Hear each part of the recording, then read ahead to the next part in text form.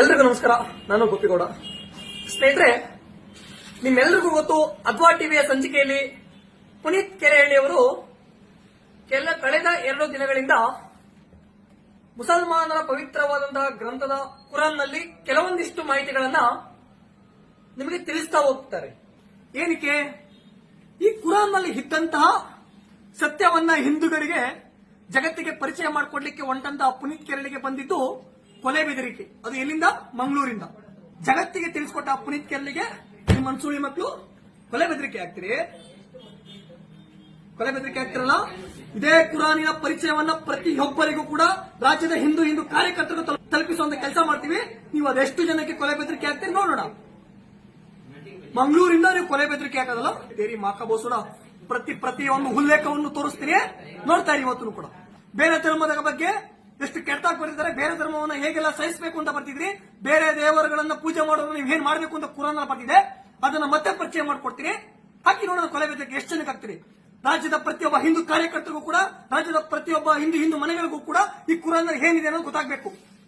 ಅವತ್ತು ಈ ದೇಶದಲ್ಲಿ, ಅವತ್ತು ಈ ರಾಜ್ಯದಲ್ಲಿ ಯಾರನ್ನ ನಂಬಬೇಕು, ಯಾರನ್ನ ನಂಬಾರದು, ಯಾರನ್ನ ಹೇಳಿ ಬಿಡಬೇಕು ಅನ್ನೋ ಮನಸ್ಥಿತಿ ಪ್ರತಿಯೊಬ್ಬ ಹಿಂದೂಗಳಿಗೂ ಬರುತ್ತೆ. ತೋರಿಸ್ತೀನಿ ನೋಡಿ. ರಾಜಕಾರಣಿಗಳು ಮುಚ್ಚಿರಬಹುದು, ರಾಜಕಾರಣಿ ಚೇಲಗಳು ಮುಚ್ಚಿರಬಹುದು, ಆದ್ರೆ ಪ್ರಾಮಾಣಿಕ ಹಿಂದೂ ಕಾರ್ಯಕರ್ತರು ಯಾವುದೇ ಕಾರಣಕ್ಕಿಂತ ಮುಚ್ಚಿರ್ಲಿಕ್ಕೆ ಸಾಧ್ಯ ಇಲ್ಲ. ಸ್ನೇಹಿತರೆ, ಪ್ರತಿಯೊಬ್ಬರು ಕೂಡ ಕುರಾನ್ ಅನ್ನ ಖರೀದಿ ಮಾಡಿ. ಇದರಲ್ಲಿ ಏನಿದೆ ಅನ್ನೋದನ್ನ ಪೇಜ್ ನಂಬರ್ ಸ್ವತಃ ಹೇಳ್ತೀನಿ, ನೀವು ಸ್ವತಃ ಓದಿ. ಇನ್ಮೇಲಾದರೂ ಈ ಜಿಹಾದಿ ಮನಸ್ಥಿತಿಗಳನ್ನ ಎಲ್ಲಿ ಬಿಡಬೇಕು ಅಲ್ಲನ್ನು ಬಿಡಿ. ಕೊಲೆ ಬೆದರಿಕೆ ಆಗ್ತೀರಿ, ಎಷ್ಟು ಜನಕ್ಕೆ ಆಗ್ತೀರಿ ನೋಡೋಣ. ಇವತ್ತು ಇದ್ರ ಮುಖವಾಡವನ್ನ ಬಯಲು ಮಾಡ್ತೀನಿ, ಪ್ರತಿ ಇಂಚಿಂಚು ಕೂಡ ಬಯಲು ಮಾಡ್ತೀನಿ. ಸ್ನೇಹಿತರೆ, ಇವಾಗ ಈ ಕುರಾನ್ ಅನ್ನ ಓಪನ್ ಮಾಡ್ತಾ ಹೋಗೋಣ, ನೋಡೋಣ ಬನ್ನಿ.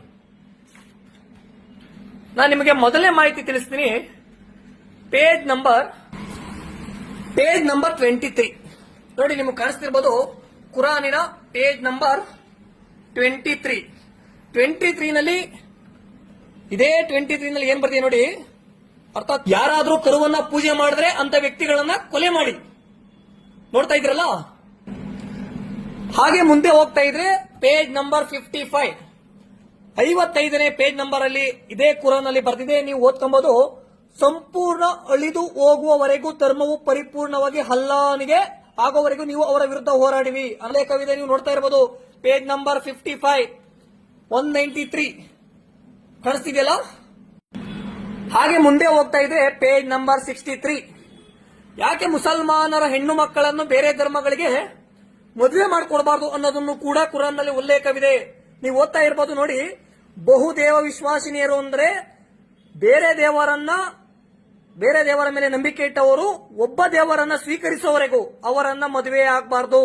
ಅವಳು ನಿಮಗೆ ಎಷ್ಟೇ ಮೆಚ್ಚುಗೆಯಾಗಿರಲಿ, ಬಹುದೇವ ವಿಶ್ವಾಸಿನಿ ಪುರುಷರು ವಿಶ್ವಾಸಿನಿಯನ್ನು ಸ್ವೀಕರಿಸುವವರೆಗೂ ನಿಮ್ಮ ಸ್ತ್ರೀಯರನ್ನು ಅವರಿಗೆ ವಿವಾಹ ಮಾಡಿಕೊಡಬಾರದು. ಬಹಳ ಸ್ಪಷ್ಟವಾಗಿ ಹೇಳುತ್ತೆ ಕುರಾನು. ಒಬ್ಬ ದೇವರನ್ನು ಆರಾಧನೆ ಮಾಡುವವರೆಗೂ, ಬಹುದೇವರನ್ನು ಆರಾಧನೆ ಮಾಡುವವರೆಗೆ ವಿವಾಹ ಮಾಡಿಕೊಡಬಾರದು. ಇಲ್ಲಿದೆ ಸಮಾನತೆ. ಹಾಗೆ ಮುಂದೆ ಹೋಗ್ತಿದ್ರೆ ಪೇಜ್ ನಂಬರ್ 64. ನಾನು ಯಾವುದೋ ಬೇರೆ ತೋರಿಸ್ತಿಲ್ಲ, ಬೇರೆ ಯಾವುದು ತೋರಿಸ್ತಿಲ್ಲ, ಅದೇ ಕುರಾನ್ ಅನ್ನ ತೋರಿಸ್ತಾ ಇದ್ದೀನಿ. ಇದು ಬಹಳ ಬಹಳ ಇಂಪಾರ್ಟೆಂಟ್ ನೋಡಿ. ನಿಮ್ಮ ಸ್ತ್ರೀಯರು ನಿಮ್ಮ ಹೊಲಗಳಾಗಿರುತ್ತಾರೆ. ನಿಮ್ಮ ಹೊಲದಲ್ಲಿ ಇಷ್ಟ ಬಂದಂತೆ ಇಷ್ಟ ಹೋಗುವ ಅಧಿಕಾರ ನಿಮಗಿದೆ. ಆದರೆ ನಿಮ್ಮ ಭವಿಷ್ಯದ ಕುರಿತು ಚಿಂತಿಸದಿರಿ ಮತ್ತು ಅಲ್ಲಾಹನ ಭಯವಿರಿಸಿಕೊಳ್ಳಿರಿ ಹೇಳ್ತಾರೆ ನೋಡಿ. ಒಬ್ಬ ಹೆಣ್ಣು ಮಗಳು ನಿಮ್ಮ ಹೊಲದಂತಿರುತ್ತಾರೆ. ಆ ಹೊಲದಲ್ಲಿ ನೀವು ನೋಡಿ, ಇಲ್ಲದೆ ಒಂದು ಹೆಣ್ಣು ಭೂಮಿ ಇದ್ದಂತೆ ಅಂತೆ. ಆ ಭೂಮಿಯ ಮಾಲೀಕ ಆ ಭೂಮಿಯನ್ನ ಹೇಗೆ ಉಳುಮೆ ಮಾಡ್ತಾನೋ ಆ ರೀತಿ ಇಷ್ಟ ಬಂದಂತೆ ಹೊಲದಲ್ಲಿ ಇಷ್ಟ ಬಂದಂತೆ ಹೋಗುವ ಅಧಿಕಾರ ನಿಮಗಿದೆ. ಇದು ಮುಸ್ಲಿಮರಾಗಿರೋದ್ರಿಂದ ಅದ್ರ ಬಗ್ಗೆನೂ ಬಿಡೋಣ, ಮುಂದಕ್ಕೆ ಹೋಗೋಣ ನೋಡಿ ಸ್ನೇಹಿತರೆ. ಹಾಗೆ ಮುಂದಕ್ಕೆ ಹೋಗ್ತಿದ್ರೆ ಪೇಜ್ ನಂಬರ್ 66 ಅದೇ ಕುರಾನ್, ಯಾವುದೇ ಕಾರಣಕ್ಕೂ ಚೇಂಜಸ್ ಇಲ್ಲ. ಇದು ಸ್ವಲ್ಪ ಈಗಿನ ಭಾರತದಲ್ಲಿ ತುಂಬಾ ವೆರಿ ವೆರಿ ಇಂಪಾರ್ಟೆಂಟ್. ಯಾಕೆಂದ್ರೆ ಹಿಂದೂಗಳಿಗೆ ಡಿವೋರ್ಸ್ ಅಂತ ಬಂದಾಗ ನಮ್ಮ ಕಾನೂನಿನಲ್ಲಿ ನೆರವಾಗುತ್ತೆ. ಬಟ್ ಕುರಾನ್ ಏನ್ ಹೇಳುತ್ತೆ ಡಿವೋರ್ಸ್ ಬಗ್ಗೆ ನೋಡಿ. ಪತಿಯು 2 ಬಾರಿ ತಲಾಕ್ ಕೊಟ್ಟ ಬಳಿಕ 3ನೇ ಬಾರಿಯೂ ತಲಾಕ್ ಕೊಟ್ಟು ಬಿಟ್ಟರೆ ಆ ಸ್ತ್ರೀ ನಿಕಾ ಇನ್ನೊಬ್ಬನೊಂದಿಗೆ ಆಗಿ ಅವನು ತಲಾಕ್ ಕೊಡುವವರೆಗೂ ಅವಳು ಪುನಃ ಅವನಿಗೆ ಹಲಾಲ್ ಆಗಲಾರಳು. ಮುಸಲ್ಮಾನ ಮದುವೆಯಾದ ನಂತರ 3 ಬಾರಿ ತಲಾಕ್ ಕೊಟ್ಟಿ ಆಕೆ ಮತ್ತೊಬ್ಬರ ಬಳಿ ನಿಕಾ ಆಗುವವರೆಗೂ ನಿಕಾಹ್ ಆಗಿ ನಂತರ ಆತ ತಲಾಕ್ ಕೊಡುವವರೆಗೂ ಆಕೆ ಪರಿಪೂರ್ಣಲಾಗಲಾರಳು. ತುಂಬಾ ಚೆನ್ನಾಗಿ ಅರ್ಥ ಆಗ್ತಿದೆ ಅನ್ಕೊಂತೀನಿ, ಯಾಕೆಂದ್ರೆ ಬಿಡಿಸೇಳೋ ಪದಗಳಲ್ಲ ಯಾವುದು ಕೂಡ. ಕುರಾನ್ ಹೇಳುತ್ತೆ ನೀವು ಬಹುಪತಿತ್ವವನ್ನ ನೀವು ಮಾಡ್ಕೊಬಹುದು. ಇಬ್ಬರನ್ನೋ ಮೂವರನ್ನೋ ನಾಲ್ಕರನ್ನೋ 4 ಜನ ನೀವು ಮದುವೆ ಕೂಡ ಆಗ್ಬೋದು ಇಸ್ಲಾಂ ಪ್ರಕಾರ. Page number 172. ಸ್ನೇಹಿತರೆ ನಿಮಗೆ ಚೆನ್ನಾಗಿ ಕಾಣಿಸ್ತಿದೆ, ನಾನು ಇಲ್ಲಿಂದ ತೋರಿಸ್ತೀನಿ ನೋಡಿ. ಯಾವುದಾದರೂ ಗುಡಿಯ ಮುಂದೆ ಬಲಿ ಕೊಡಲ್ಪಟ್ಟ ಪ್ರಾಣಿ ಅಲ್ಲದ ಜೂಜಿನ ಮೂಲಕ ಅದೃಷ್ಟ ಪರೀಕ್ಷೆ ಮಾಡಬಹುದು. ಇವೆಲ್ಲ ಧರ್ಮಭ್ರಷ್ಟತೆ ಕಾರ್ಯಗಳು ಹೇಳ್ತಾರೆ. ಇಲ್ಲಿ ಬಲಿ ಕೊಟ್ಟಂತಹ ದೇವರಿಗೆ ಬಲಿ ಕೊಟ್ಟಂತಹ ಗುಡಿ ಮುಂದೆ ಬಲಿ ಕೊಟ್ಟ ಪ್ರಾಣಿಗಳನ್ನ ತಿನ್ನಬಾರದು. ಇದು ಸತ್ಯಭ್ರಷ್ಟತೆ, ಧರ್ಮಭ್ರಷ್ಟತೆ. ಸ್ನೇಹಿತರೆ ವೆರಿ ವೆರಿ ವೆರಿ ಇಂಪಾರ್ಟೆಂಟ್.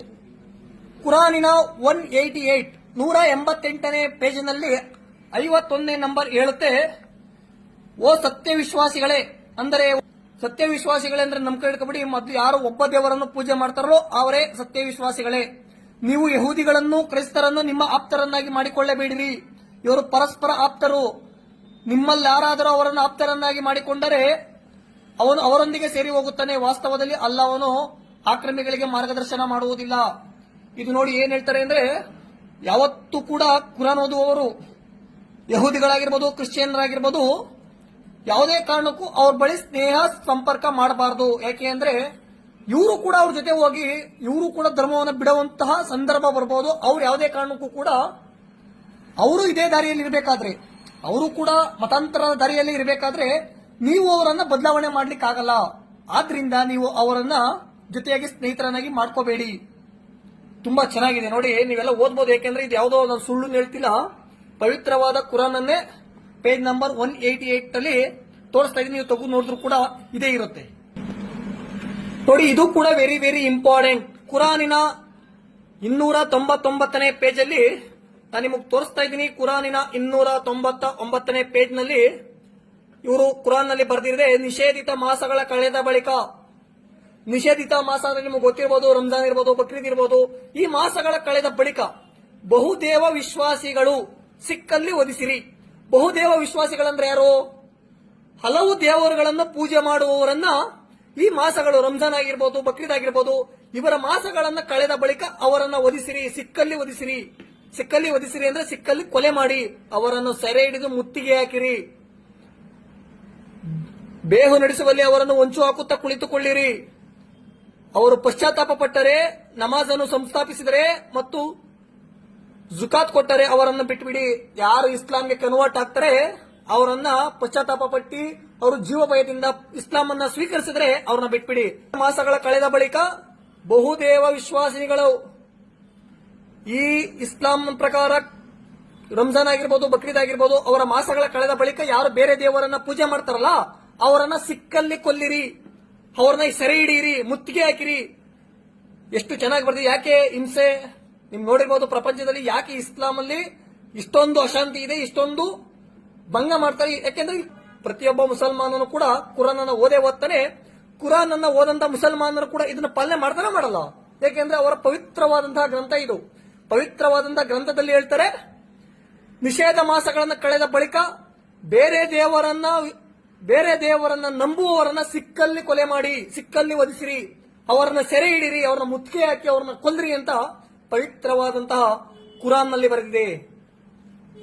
ಇದು ನಾನು ಸುಳ್ಳು ಹೇಳ್ತಿರೋದಲ್ಲ, ನೀವು ಚೆಕ್ ಮಾಡಿದ್ರು ಕೂಡ ಹೀಗೆ ಇರಬೇಕು ನೋಡಿ. ಸ್ನೇಹಿತರೆ ಪೇಜ್ ನಂಬರ್ 834 ನಲ್ಲಿ ಹೇಳ್ತಾರೆ, ಇದೇ ಕುರಾನ್ ನಲ್ಲಿ ಬರ್ತಿದೆ, ಯುದ್ಧದಲ್ಲಿ ನೀವು ಎದುರಿಸಿದಾಗ ಪ್ರಥಮ ಕೆಲಸ, ನೀವು ಮೊದಲನೇ ಕೆಲಸ ಮಾಡಬೇಕಾಗಿರೋದು ಅವರ ಕತ್ತು ಕಡಿಬೇಕು. ತುಂಬಾ ಚೆನ್ನಾಗಿ ಬರ್ತಿದೆ ನೋಡಿ. ಯುದ್ಧದಲ್ಲಿ ನೀವು ಎದುರಿಸಿದಾಗ ಪ್ರಥಮ ಕೆಲಸ ಅವರ ಕತ್ತು ಕಡಿಯುವುದಾಗಿರುತ್ತದೆ. ನೀವು ಅವರನ್ನು ಚೆನ್ನಾಗಿ ಸದೆ ಬಡಿದ ಬಳಿಕ ಕೈದಿಗಳನ್ನು ಬಿಗಿಯಾಗಿ ಕಟ್ಟಿರಿ. ಆ ಬಳಿಕ ನೀವು ಅವರ ಮೇಲೆ ಸೌಜನ್ಯ ತೋರಬಹುದು. ಮೊದಲು ಕತ್ತು ಕಡಿರಿ, ಆಮೇಲೆ ಕೈ ಕಟ್ಟಿರಿ, ಆಮೇಲೆ ನೀವು ಸೌಜನ್ಯವನ್ನ ತೋರಿ. ಇದು ನಾನು ಹೇಳ್ತಿರೋದಲ್ಲ, ಕುರಾನಿನ 49ನೇ ಅಧ್ಯಾಯ ಮುಹಮ್ಮದ್ ಅದರಲ್ಲಿ 4ನೇ ಪ್ಯಾರಾಗ್ರಾಫ್ ಹೇಳ್ತದೆ, ಯುದ್ಧವನ್ನು ನೀವು ಎದುರಿಸಿದಾಗ ಮೊದಲನೇ ಕೆಲಸ ನೀವು ಅವರ ಕತ್ತನ್ನು ಕಡಿಬೇಕು. ಇದು ನಾನು ಹೇಳ್ತಿರೋದಲ್ಲ, ಪವಿತ್ರವಾದಂತಹ ಕುರಾನ್ ಹೇಳ್ತಿರೋದು. ನಮ್ಗೆ ಇವ್ರ ಮೇಲೆ ದ್ವೇಷ ಅಲ್ಲ, ನಮ್ಗೇನು ಮುಸಲ್ಮಾನರ ಮೇಲೆ ದ್ವೇಷ ಅಲ್ಲ. ಈ ಕುರಾನ್ ನಲ್ಲಿ ಬರೆದಂತಹ ಕೃತ್ಯವನ್ನ ಈ ಮುಸಲ್ಮಾನರೇ ಖಂಡಿಸಿದ್ರೆ ಈ ದೇಶದಲ್ಲಿ ಭಾವೈಕ್ಯತೆ ಇಂದಲ್ಲ ನಾಳೆ ಎಲ್ಲ ಮುಂದೊಂದು ದಿನ ಉಳಿತಿತ್ತು. ಆದ್ರೆ ಆ ಮನಸ್ಥಿತಿ ಈ ದೇಶದ ಮುಸಲ್ಮಾನರಲ್ಲಿ ಇಲ್ಲ. ಯಾವತ್ತು ಆ ಮನಸ್ಥಿತಿ ಈ ದೇಶದಲ್ಲಿ ಮುಸಲ್ಮಾನರಲ್ಲಿ ಬರೋ ತನಕ ಯಾವುದೇ ಕಾರಣಕ್ಕೂ ಈ ಕುರಾನ್ ಓದುವಂತಹ ಮನಸ್ಥಿತಿಗಳು ಬದಲಾಗಲ್ಲ. ಯಾಕೆ ಇಸ್ಲಾಂ ಅಂದ್ರೆ ಕ್ರೂರತೆ, ಇಸ್ಲಾಂ ಅಂದ್ರೆ ಹಿಂಸೆ, ಇಸ್ಲಾಂ ಅಂದ್ರೆ ದ್ವೇಷ? ಈ ಕುರಾನ್ ನಲ್ಲಿ ಬರೆದಿರುವಂತಹ ಇಷ್ಟು ಮಾಹಿತಿಗಳ ಮೇರೆಗೆ ಮುಸಲ್ಮಾನರು ಈ ರೀತಿ ಕ್ರೂರತೆಯಿಂದ ನಡ್ಕೊಳ್ಳೋದು. ಈ ಕುರಾನ್ ನಲ್ಲಿರುವ ಒಂದೊಂದು ಇಂಚಿಂಚು ಮಾಹಿತಿಯನ್ನು ಕೂಡ ರಾಜ್ಯದ ಹಿಂದೂ ಕಾರ್ಯಕರ್ತರಿಗೆ ತಲುಪಿಸೋ ಕೆಲಸವನ್ನ ಮಾಡೇ ಮಾಡ್ತೀವಿ. ಸ್ನೇಹಿತರೆ, ಇವತ್ತು ಇಷ್ಟೆಲ್ಲ ಹೇಳಿದ್ದೀನಲ್ಲ, ಇದು ಸ್ವಲ್ಪ ಮಾತ್ರ. ಇನ್ನು ಬೇಕಾದಷ್ಟಿದೆ ಇದರಲ್ಲಿ, ಇನ್ನು ಬೇಕಾದಷ್ಟಿದೆ. ಎಲ್ಲವನ್ನು ಕೂಡ ಬಿಚ್ಚಿಡ್ತೀನಿ, ಪ್ರತಿಯೊಂದನ್ನು ಕೂಡ ಬಿಚ್ಚಿಡ್ತೀನಿ. ನಿಮ್ಮನ್ನು ಈ ಮನಸ್ಥಿತಿಯ ಪ್ರತಿಯೊಬ್ಬ ರಾಜ್ಯದ ಹಿಂದೂ ಕಾರ್ಯಕರ್ತರು ತಲುಪಬೇಕು. ಈ ಮನಸ್ಥಿತಿಯನ್ನ ಒಪ್ಪುವವರು ಎಲ್ಲಿ ಬಿಡಬೇಕು, ಅಲ್ಲಿ ಬಿಡಬೇಕು ರಾಜ್ಯದ ಹಿಂದೂಗಳು. ಅವತ್ತು ಈ ದೇಶದಲ್ಲಿ ಶಾಂತಿ ಉಳಿಯುತ್ತೆ, ನೆಮ್ಮದಿ ಉಳಿಯುತ್ತೆ. ನೋಡೋಣ.